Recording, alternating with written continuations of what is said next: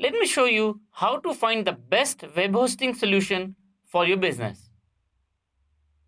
If you do a Google search for web hosting companies, you'll see hundreds of search results. How do you know which one is best for your business? If you look for reviews about web hosting companies, again Google will show you dozens of results. Top 10 web hosting companies, top 5 web hosting companies, reviews by experts, all kinds of lists. But you know what? Most of these are motivated by affiliate marketing fee that they can make off you. You go to these sites, you click on the link to web hosting companies from their web page, and you buy web hosting, and they get paid a decent amount of money for sending you to web hosting company. Look, I'm not against affiliate marketing because I'm a digital marketer. I make my money providing services and training to others. And I recommend products as part of my job. I have been burned by these review sites, so called experts. So, my advice to you is if you want to find a good web hosting company, there are sites that provide actual user reviews. For example, this site, Who is Hosting This, has got reviews about 375 different web hosting companies by over 9,000 actual users. These are people who bought web hosting service from these companies and then reviewed them on this site. Similarly, this webhostinggeeks.com has got over 14,000 users reviewing over 1,600 web hosting companies. So that's a lot of data for you to work with to find the right web hosting company. If you want a consolidated summary of this data about top web hosting companies, you can also go to my blog.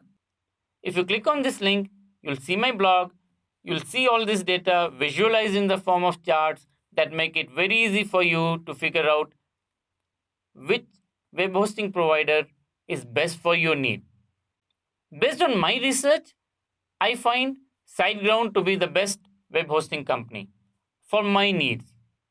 Now, it may be best for your need also, it may not be best for your need. So, if you look at my blog, you can figure out whether you should go with SiteGround or somebody else. In general, if you're looking for a hosting company where your website will not go down, or in rare situations where it does go down, you have problem with either email or your website, you have ready support that can respond within minutes to your ticket, then SiteGround is a good option for you. In fact, it's the best option because they have the best support available. And look, you will need support from time to time because no matter who is hosting your website, every once in a while, maybe once in 6 months, maybe once in 3 months, and in worst cases, maybe once a week, your site will be going down, your email might go down. With SiteGround, it happens very rarely, but unlike other web hosting companies where if you have an issue, you raise a ticket, you won't hear back for 24 or 48 hours, with SiteGround, they respond within minutes. So if you are looking for a website for your business and you're serious about growing online business, SiteGround is probably the best option. If you're just testing waters and you're concerned about how much you are paying for your hosting and the hosting fee is your primary concern, then probably SiteGround is not the best option for you.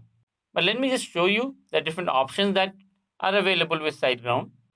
You have a shared hosting option. A shared hosting basically is a shared server. It's a web server where multiple websites are hosted and all of them share the common server infrastructure.